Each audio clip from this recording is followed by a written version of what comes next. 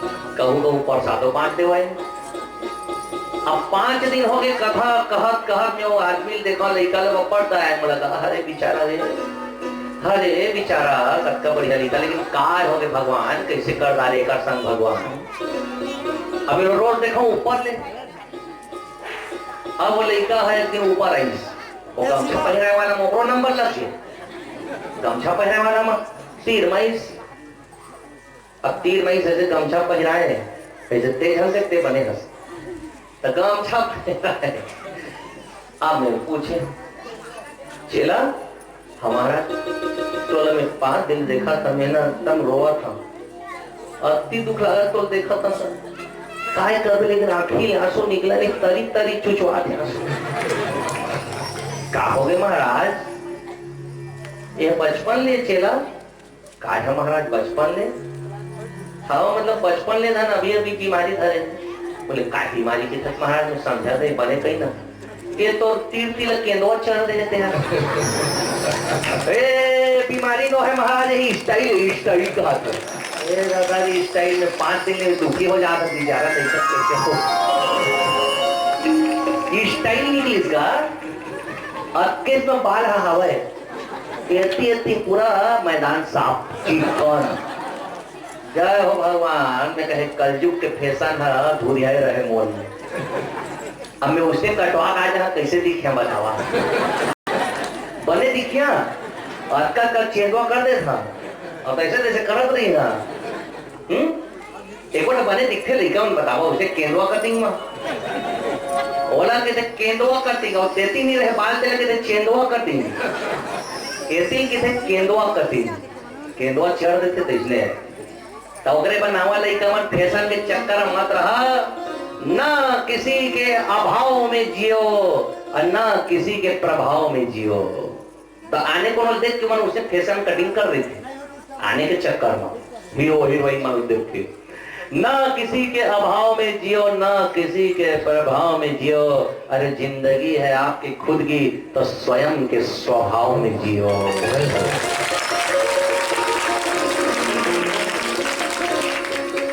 अपनी माहौल के कई जन मन महाराज आजकल फैशन हो है तो मन के, बोले हम फैशन आ गए, बोले हाँ एक कन्या काट आपने चुंदी रखे महाराज मन में, बोले अक्के में तो गरु हो जाते कटो जहाँ तक जल्दी जल्दी कट वहाँ छोटे कर वहाँ। अब देखो कई तो भागवत लगातार मारते हैं, और एक अथक के पहले बीच में 2 दिन की छुट्टी, अब एक दिन में बाल कटवाए जहाँ गए तो शनिचर लगे, शनिवार की कर बंद, मेरे धन भगवान मेरे फिर भलवान की कथा कर लगी। अब मोर जिले में जहाँ आखिच में राखे हैं, अब क्या तो गरु लगा थे तो एक छौ वहाँ बाल लगे पीछू टांगे रही है मुड़ियत मोड़ कैसे बजे, और कैसे हे मन आन के चक्कर में आके नहीं करना चाहिए। देखा जी अपन दिल जैसा रूच जाए तैसने रहना चाहिए, दुनिया दिखाना नहीं चाहिए। अब हमारा आजकल के नौजवान लड़के फैशन में बर्बाद है, कुछ में नहीं। अब को नहीं कैसे बोल देख देख के मन मोहा जाता तो ही मन जाना दादा, हमारे तो राक्षस का दिखते। अब सही बताओ अच्छा दिखे था नहीं दिखे मन नहीं दिखे ना? हाँ सुन ले जी कौन कौन केंदुआ कटिंग वाला मन यदि लोग आज हो पर्दा पीछे में जाना था कौन कौन, अभी 2 दिन नहीं आए ढंग क्या घूमा केंदुआ कटिंग वाला मन। अरे कोई बात नहीं, अपन अपन स्वभाव है कैसे करिया।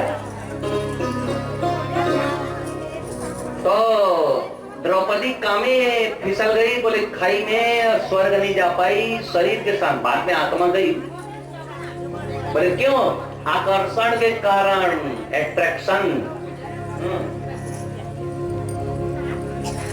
और अर्जुन भी शरीर के साथ स्वर्ग नहीं जा पाया जी। बोले क्यों? क्योंकि गांडीव धनुष का अभिमान भाजी। तो भगवान ने इसका अहंकार हटाया। नाहं सांकरो सुरो ब्रह्मण नाहं कार्तिमेव च अहं वा अर्जुनो नामो गांडीवो वैष्णो धनो। मैं अर्जुन हूँ ऐसे कहता था, मैं भुजा उठा ले। गांडीवधारी अर्जुन विश्व का सर्वश्रेष्ठ धनुर्धर भगवान ने हो। बड़ा अभिमान आ गया हो, कोई बात नहीं, अभिमान को दूर किया जाएगा। तो जब भगवान स्वधाम गमन कर रहे थे ना, धरती छोड़ के जा रहे थे, तो अपनी गोपियों को दे दिए अर्जुन को, जाओ जी राधा रानी के पास छोड़ के आ जाना, अब मैं जा रहा हूं। तो अर्जुन अकेला आ रहा है, सेना वेना साथ नहीं लिया। इतने में भगवान भील बन के आए और सब गोपियों को छुड़ा के ले गए। अब अर्जुन कुछ नहीं कर सका कि पुरुष बलि नहीं होत है,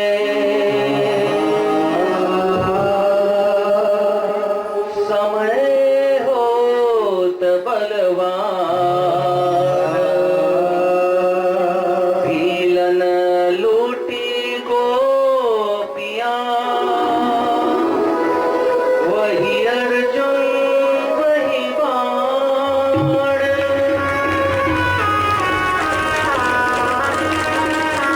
समय ही बलवान होता है, पुरुष बलवान नहीं होता। समय एक सा रहता है पर आपका समय एक सा नहीं रहता। आज बलशाली हो तो कल कमजोर भी होना पड़ सकता है। और जब आगे गए तो भीम भी नहीं जा पाया स्वर्ग, वो भी खाई में गिर गया।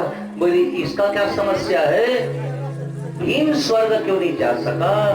बोले कि ये भोजन को ज्यादा लेता था। अब ये बड़ा कमाल का है जी, भोजन को ज्यादा लेने का क्या मतलब हुआ? बोले जब खाना खाने बैठता था ना, तो जितना खाना है उतना नहीं लेता, तो ज्यादा ले लेता था, थाली में फेंक देता था।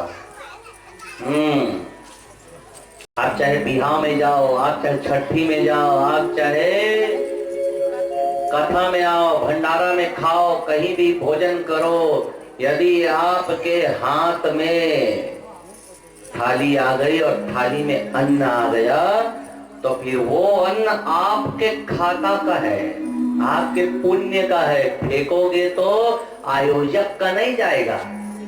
जेकर घर में बिहाव में शामिल हो गए हो, ओकर अन्न नो है। आपके थाली में आ गए तो आपके भाग्य में आ गए, तो नाली में यदि फेंका ही एक दाना भी, तो आपके भाग्य के फेंका ही। वही होता है लक्ष्मी दोष। चाहे घर हो कि वन हो, चाहे अपन कमाई के अन्न हो चाहे फोकट के हो, अन्न तो अन्न है। अवन्न कुंवारी के जे सम्मान नहीं करे, वो जिंदगी भर दाना दाना बा मोहताज हो जाते, समय आ जाते उसी। इसीलिए उतना ही लो थाली में कि बैठना जाए नाली में। अन्न का सम्मान करो, अन्न फेंकने के लिए नहीं है, अन्न तो शक्ति है। अजी दुनिया के काम धंधा काबर तेरा बताओ, ये दुकान, एक खेती पाती, नौकरी चाकरी, एक काबर करते आदमी, वही अन्न पर। सही की गलत है? खेती पाती करथन, ओकन काम धंधा करथन, हाथ गोड़ के टूटत ले मेहनत करथन, वो अन्न के पाने के लिए। वही अन्न पर नाली में फेंका जाएगा तो लक्ष्मी दोष होगा कि नहीं होगा? तो लक्ष्मी दोष से बचना है तो आपकी थाली में जूठा मत छोड़ो। एक दूठा चटक के अलग बात है, वो गौ माता पा जाएगी। हाँ, फेंकना नहीं चाहिए। ये आदत को सुधारो, और नहीं तो भीम जैसा हाल हो जाएगा। उसका धर्मात्मा के ये हाल हो गए, स्वर्ग नहीं जा पाएगा। आगे जब बढ़े तो युधिष्ठिर भी नहीं जा पा रहे। देखो स्वर्ग के दरवाजा बंद, बोले भीतर आन दो, बोले नहीं नहीं आ सकते। बोले क्यों? यहाँ पापी लोग नहीं आते। बोले पापी और मैं का पाप क्या हूँ जी? मेरे को तो याद नहीं है। तो बोले तुमको याद नहीं है तो याद, यदि सुनना चाहते हो तो यमराज के पास जाओ। हर लोग वही खाता नहीं रखते, वही यमराज जी रखते हैं, आप वही जाइए। तो यमराज के पास पहुंच गए युधिष्ठिर। बोले मैंने कौन सा पाप किया है जो मुझको स्वर्ग में दाखिला नहीं मिल रहा है? बोले युधिष्ठिर जी आपको बता देते हैं। चित्रगुप्त जी जरा बताइए इन्होंने कौन सा पाप किया। तो चित्रगुप्त जो है ना पन्ना वन्ना लेके आ गया। हाँ ये यमराज जी, युधिष्ठिर ने पाप किया वो ऐसा है कि महाभारत का युद्ध जब हो रहा था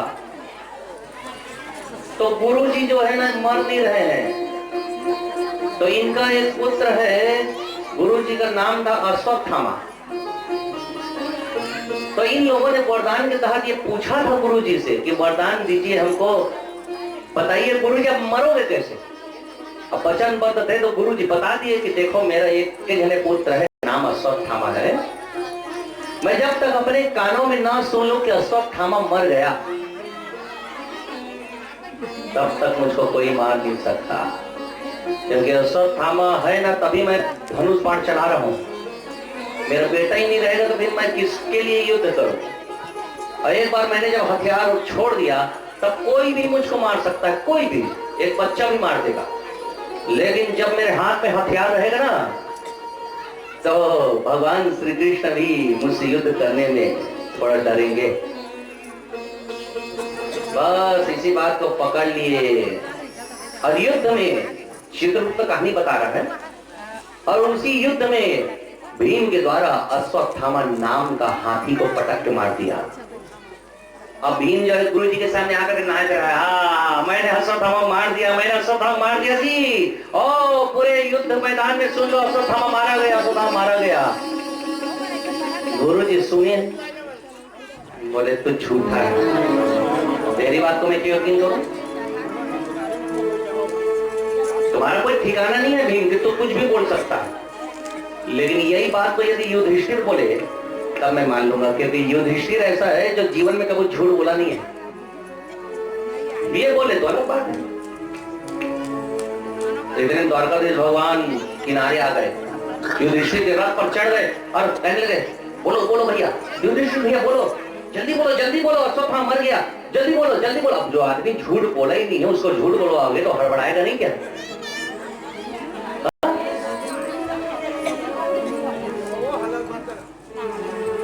बोलो जल्दी बोलो जल्दी बोलो, मौका है अभी अभी अश्वत्थामा मारा गया, बस इतना बोल लो। बोले झूठ होगा तो नहीं बोल सकता। कृष्ण जी बोले झूठ कैसे होगा, अश्वत्थामा नाम का हाथी मरा है, आपको केवल ये बोलना है कि अश्वत्थामा हत। बोलो बोलो जल्दी बोलो, झूठ नहीं होगा क्योंकि अश्वत्थामा नाम का हाथी मरा है। अच्छा आप कहें तो बोल देता हूं। इतने में गुरु जी चिल्ला के बोले, क्यों युधिष्ठिर, ये भीम बोल रहा है, क्या वही बात तुम बोल सकते हो क्या, मेरा अश्वत्थामा मारा गया, बोलो, अन्यथा मैं किसी की बात कर यकीन नहीं करूंगा। स्वयं श्री कृष्ण भी बोलेंगे तब भी मैं विश्वास नहीं करूंगा। तो ऐसा है गुरु जी, ऐसा है कि जल्दी बोलो ना, कृष्ण जी बगले में खड़े, बोलो बोलो बोलो बोलो, अश्वत्थामा मारा गया, बोलो। अश्वत्थामा सच में मारा गया, ये सही बात है, अश्वत्थामा मारा गया, अश्वत्थामा हत। और गुरु जी सुने तो अपना धनुष बाण गिरा दिया, मूर्छित हो गए और रथ के सिर में गति में जाकर गिर गए निढाल होकर के। द्रौपदी का भाई धृष्टद्युम्न आया तलवार निकाल करके और उसको मारने के लिए, गर्दन पर चलाने के लिए तलवार उठाया। युधिष्ठिर देखा ये क्या हो रहा है, अरे मेरे एक झूठ के कारण ये बेचारे गुरु जी मारे जाएंगे, पाप कहीं मेरे सिर पर ना जाए। क्योंकि मैं बोला हूं अश्वत्थामा हत, अभी तो निढाल होकर गिरे। तो ये अपनी ओर से बना के क्या बोल रहे हैं, नरो वा कुंजरो वा। गुरु जी देख लीजिए, क्योंकि मेरे को भी ढंग से पता नहीं कि हाथी मरा कि मनुष्य मरा। ये यहीं पर झूठ पकड़ा गया। बोले वो कैसे, बोले पता था कि हाथी मरा है तो स्पष्ट बोलना था, हड़बड़ी में गड़बड़ी इसी को कहते हैं। वो हड़बड़ाहट में बोला, अरे बोलना ये था कि गुरुजी आदमी नहीं मरा, हाथी मरा है। तो मान लो मूर्छित था तो जाग जाता, आकर धनुष से मोड़ फेर रहे ऐसे कहता, और वो निढाल होकर गिर गया है। अरे स्पष्ट बोलो, ओकरे बरती थे कि साफ बोलो सुखी रहो। जो बोलना है फर्रा बोलना जी, खर्रा बोलना जी, कहता रहना ला जाना बोलो ना। अरे हाँ ला हाँ बोल, और नहीं बोल, ओ ऐसे सुनना ऐसे वैसे हो जाता है, छोड़ दो ऐसे वैसे, एक ठपोर हथौड़ी मारते एक खमार, ठूक ठूक करा था। लिपा पोती अच्छा बात न है। हाँ सफा बोलो, साफ बोलो, सुखी रहो, ओकरे में खर्रा बोलता हूँ, कोनो नाराज हो जाए कुछ हो। व्यास मन की बहुत बड़ी जिम्मेदारी है, खाली नाच गाना करे बनो है, केवल मीठा बोले बनो है, समय पड़ेले कड़वा कड़वा दवाई भी बीच बीचों पियाना जरूरी है।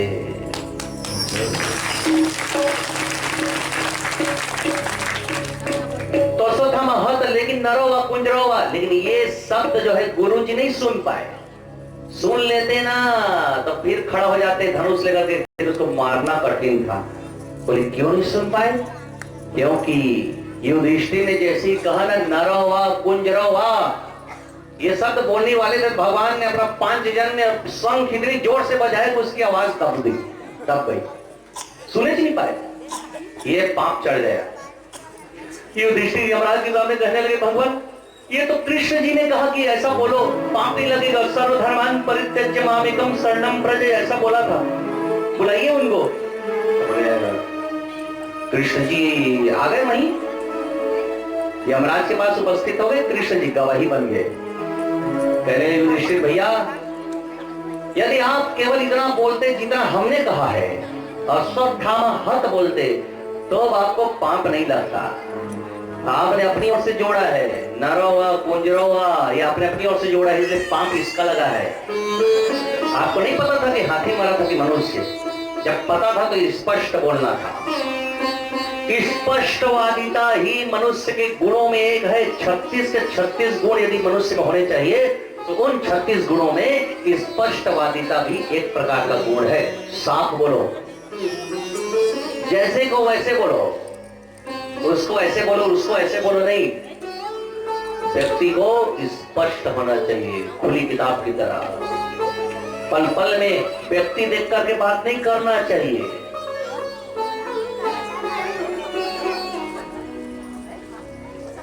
और यहां वही हुआ। तो एक दिन नरक में बिताने के पश्चात ये बाद में स्वर्ग गए। और इधर क्या होता है जरा सुनिए। कलयुग आ गया। परीक्षित राज में कलयुग का प्रवेश होता है। धरती में कलयुग का पहली बार आगमन होता है। अब ये कथा ज्यादा पुरानी नहीं है, आज से 5,500 साल पहले की बात बता रहा हूं। कलयुग को लगे 5,500 वर्ष हुआ है। परीक्षित का शासन कोई ज्यादा पुराना नहीं है। आज से 5,500 साल पहले कलयुग आता है और परीक्षित का शासन चल रहा है। और परीक्षित जो है भेष बदल के घूमता है अपनी प्रजा का हाल चाल जानने। कलयुग से भेंट हो गई। परीक्षित ऊपर से नीचे देखा, ये कौन आदमी लग रहा है? कौन हो भाई तुम? कहां से आए हो? इतने में गौ और बैल वहीं पर खड़े। परीक्षित देखते देखते ये गौ को मारने लगा लाभ से, बैल को मारने लगा। अरे अरे अरे कर क्या रहे हो? अरे गौ माता को क्या मार रहे हो? हैं? अब तलवार निकाला वो कलयुग और एक चरण पर खड़ा है बैल। बैल माने धर्म का प्रतीक है बैल। और बैल के जैसे 4 चरण होते तो उसी प्रकार धर्म के भी 4 चरण होते हैं।